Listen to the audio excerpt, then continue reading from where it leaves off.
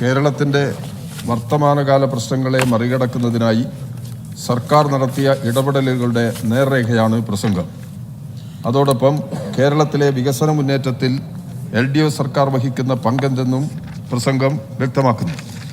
ആഗോളവൽക്കരണ നയങ്ങൾ നാടിൻ്റെ വികസനത്തിന് വലിയ പ്രതിസന്ധികൾ സൃഷ്ടിക്കുന്നുണ്ട്. കേന്ദ്ര സർക്കാർ സംസ്ഥാനത്തിനോട് കാണിക്കുന്ന സാമ്പത്തിക ഉപരോധവും കേരളത്തിൻ്റെ വികസനത്തെ മുന്നോട്ട് കൊണ്ടുപോകുന്നതിന് തടസ്സം സൃഷ്ടിക്കുന്നതാണ്. ഇത്തരം നിലപാടുകളുടെ ഭാഗമായി 1,63,000 കോടി രൂപ സംസ്ഥാനത്തിൻ്റെ വികസനത്തിന് ലഭിക്കാത്ത സാഹചര്യമുണ്ട്.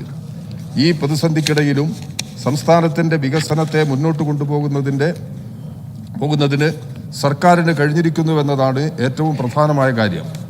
ആഗോളവൽക്കരണ നയങ്ങൾ നടപ്പിലാക്കപ്പെടുമ്പോൾ അതിനെതിരായി ഉയർന്നു വരുന്ന ജനകീയ പ്രതിഷേധങ്ങളെ ദുർബലപ്പെടുത്തുകയെന്ന ലക്ഷ്യത്തോടെ വർഗീയ ധ്രുവീകരണത്തിനുള്ള ഇടപെടലുകളും കേന്ദ്ര സർക്കാരിൻ്റെ ഭാഗത്തുനിന്നും ഉണ്ടാവുകയാണ്. ഏകീകൃതമായ കമ്പോളം എന്ന കാഴ്ചപ്പാടിന് തടസ്സമായി നിൽക്കുന്നുവെന്നതിൻ്റെ അടിസ്ഥാനത്തിൽ ഫെഡറൽ സംവിധാനങ്ങളെ തകർക്കാനുള്ള നടപടികളും കേന്ദ്ര സർക്കാർ മുന്നോട്ട് വെക്കുകയാണ്. ഒരു രാജ്യം ഒരു തെരഞ്ഞെടുപ്പ് എന്ന കാഴ്ചപ്പാടും ഇതിൻ്റെ ഭാഗമായി തന്നെയാണ് നിലനിൽക്കുന്നത്.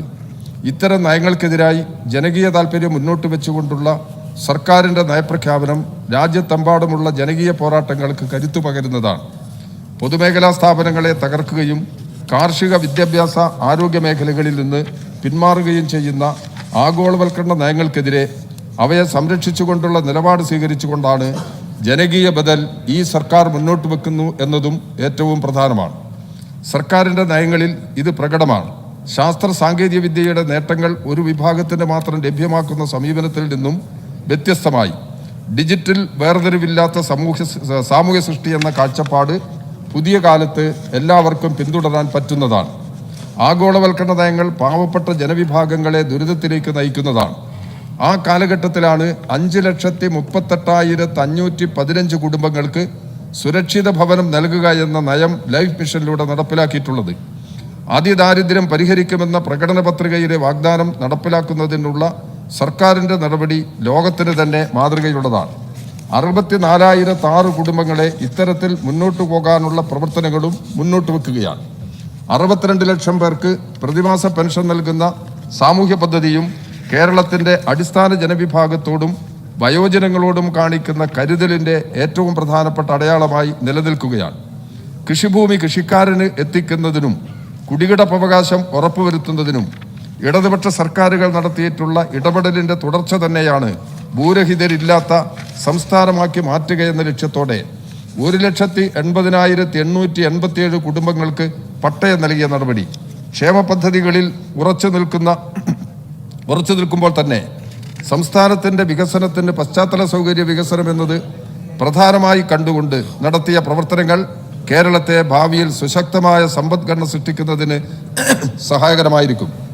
വിഴിഞ്ഞം പദ്ധതി മാത്രമല്ല, ഹൈവേകളുടെയും മറ്റും വികസനത്തെ അടിസ്ഥാനപ്പെടുത്തി നടത്തുന്ന പ്രവർത്തനങ്ങൾ ഏറെ പ്രധാനമാണ്.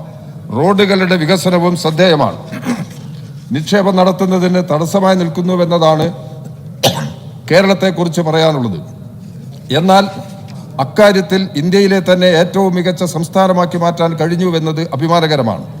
അതാവട്ടെ പൊതുവിൽ നിലവിലുള്ള ആനുകൂല്യങ്ങളെ നിലനിർത്തിക്കൊണ്ടാണ് ഉണ്ടായിട്ടുള്ളത് എന്നതും എടുത്തു പറയേണ്ടതാണ്. വിദ്യാഭ്യാസ യജ്ഞം അതിൻ്റെ 2ാം ഘട്ടത്തിലേക്ക് പ്രവേശിക്കുകയാണ്. കഴിഞ്ഞ സർക്കാരിൻ്റെ കാലത്ത് വിദ്യാലയങ്ങളുടെ പശ്ചാത്തല സൗകര്യ വികസനം ഫലപ്രദമായി സർക്കാർ പൂർത്തിയാക്കി. അടുത്ത ഘട്ടമായി അതിൻ്റെ ഉള്ളടക്കം മെച്ചപ്പെടുത്തുകയെന്ന പ്രവർത്തനത്തിലേക്ക് സർക്കാർ കടക്കുകയാണ്.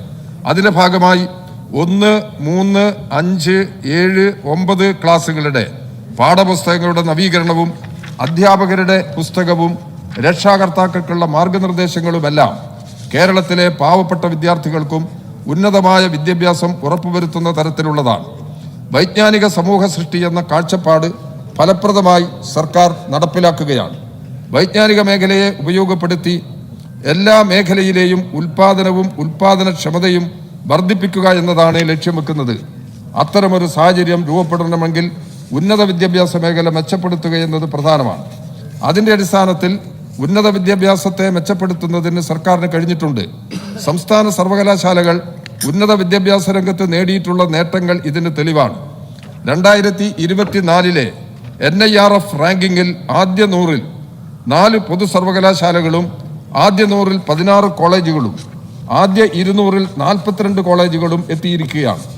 എല്ലാ സർക്കാർ എഞ്ചിനീയറിംഗ് കോളേജുകളും NBA അക്രഡിറ്റേഷൻ കരസ്ഥമാക്കുകയും ചെയ്തിട്ടുണ്ട്. ശാസ്ത്ര സാങ്കേതിക വിദ്യയുടെ നേട്ടങ്ങൾ ജനങ്ങൾക്കാകമാനം എത്തിക്കുന്ന വിധം ഓൺലൈൻ സമ്പ്രദായങ്ങളിലേക്ക് സേവനങ്ങൾ മാറ്റുന്ന നടപടിയിലേക്കും കേരളം കടന്നു കഴിഞ്ഞിട്ടുണ്ട്. മാലിന്യമുക്ത നവകേരളം എന്ന പദ്ധതി കേരളത്തിൻ്റെ 88% കുടുംബങ്ങളെയും അണിനിരത്താൻ കഴിഞ്ഞുവെന്നത് ഏറ്റവും പ്രധാനപ്പെട്ട കാര്യമാണ്. യുവാക്കൾക്ക് സൗജന്യ തൊഴിൽ പരിശീലനം ഏർപ്പെടുത്തിക്കൊണ്ട് സർക്കാർ നടത്തുന്ന പ്രവർത്തനങ്ങൾ ആധുനിക കാലത്തെ തൊഴിൽ സാധ്യതകളെ മെച്ചപ്പെടുത്തുന്നതിന് സഹായകമാണ്. ടൂറിസം രംഗത്തും വലിയ പുരോഗതിയാണ് ഇക്കാലത്തുണ്ടായിട്ടുള്ളത്. കേരളത്തിൻ്റെ പുതിയ ഈ വികസന സാധ്യതയെ വികസിപ്പിക്കാൻ കഴിയുന്നുവെന്നതും ഭാവി കേരളത്തെ സംബന്ധിച്ചിടത്തോളം ഏറെ ശോഭനമായ കാര്യമാണ്. സർ, ദേവസ്വം മേഖലയിൽ ഉയർന്നു വന്നിട്ടുള്ള പ്രശ്നങ്ങൾ നമ്മൾ ശ്രദ്ധിക്കേണ്ടതുണ്ട്. ഭക്തജനങ്ങളുടെ താല്പര്യങ്ങൾക്കനുസരിച്ച് പ്രവർത്തിക്കാൻ ഈ ഗവൺമെന്റിന് കഴിഞ്ഞു. ശബരിമല സന്ദർശനം പരാതികൾക്കിടയാകാത്ത നിലയിൽ കേരളത്തിൽ സംഘടിപ്പിക്കാനായത് ദേവസ്വം വകുപ്പിൻ്റെയും ദേവസ്വം ബോർഡിൻ്റെയും ഉന്നതമായ മാതൃകയാണ്. തമിഴ്നാട് ദേവസ്വം മന്ത്രി ബഹുമാനപ്പെട്ട ശേഖർ ബാബു 3 തവണ ശബരിമല സന്ദർശിക്കുകയും ശബരിമലയിലെ ഒരുക്കങ്ങളിൽ ബഹുമാനപ്പെട്ട ദേവസ്വം വകുപ്പ് മന്ത്രി ശ്രീ വാസവനെ പ്രത്യേകം പ്രശംസിക്കുകയും ചെയ്തത് കേരളത്തിനുള്ള അംഗീകാരമാണ്. ഉന്നത വിദ്യാഭ്യാസ മേഖലയെ മെച്ചപ്പെടുത്തി കേരളത്തിൻ്റെ പുരോഗതിക്ക് സർക്കാർ പരിശ്രമിക്കുമ്പോൾ അതിനെ തകർക്കുന്ന നിലപാടാണ് കേന്ദ്ര സർക്കാർ സ്വീകരിക്കുന്നത്. പ്രതിപക്ഷ സർക്കാരുകൾ ഭരിക്കുന്ന സംസ്ഥാനങ്ങളിൽ ഗവർണറെ ഉപയോഗപ്പെടുത്തി സർവകലാശാലകളെ കാവ്യവൽക്കരിക്കുന്ന പ്രവർത്തനം കേന്ദ്ര സർക്കാർ ആവിഷ്കരിക്കുന്നുണ്ട്. കേരളത്തിലും കഴിഞ്ഞ കാലങ്ങളിൽ അതുണ്ടായിരുന്നതാണ്. ഇത്തരം പ്രവർത്തനങ്ങൾക്കെതിരെ ശക്തമായ നിലപാട് സ്വീകരിക്കുന്നതിന് പകരം ഗവർണർ നടത്തുന്ന നോമിനേഷനുകളിൽ ഉൾപ്പെടെ പിന്തുണയ്ക്കുന്ന നയമാണ് പ്രതിപക്ഷം സ്വീകരിച്ചിട്ടുള്ളത്. UDF നേതാക്കൾ ഇതുമായി ബന്ധപ്പെട്ട തങ്ങളുടെ നിലപാട് വ്യക്തമാക്കുമെന്ന് ഞാൻ പ്രതീക്ഷിക്കുന്നു. ദുരന്തകാലങ്ങളിൽ ജനതയെ ചേർത്ത് പിടിക്കുന്നതിൽ LDF സർക്കാർ ലോകത്തിന് തന്നെ മാതൃകയായിട്ടുള്ളതാണ്. ആ ശേഷി ഒരിക്കൽ കൂടി വ്യക്തമാക്കുന്നതാണ് വയനാട് ദുരന്തത്തിൽ സർക്കാർ സ്വീകരിച്ച നടപടികളെന്നും കാണാം. ജനങ്ങളെയാകെ സഹകരിപ്പിച്ച് മുന്നോട്ടു പോകുന്ന സമീപനമാണ് ഉണ്ടായത്. പുതിയ പുനരധിവാസ പ്രവർത്തനങ്ങൾ ഇക്കാര്യത്തിൽ മാതൃകാപരമായിട്ടുള്ളതാണ്. ഇക്കാര്യത്തിൽ കേന്ദ്ര സർക്കാർ സ്വീകരിച്ച തെറ്റായ സമീപനത്തിനെതിരെ പൊരുതുവാനും അർഹതപ്പെട്ട വിഭവങ്ങൾ നേടിയെടുക്കാനും കഴിഞ്ഞുവെന്നതും ഏറെ അഭിമാനകരമാണ്.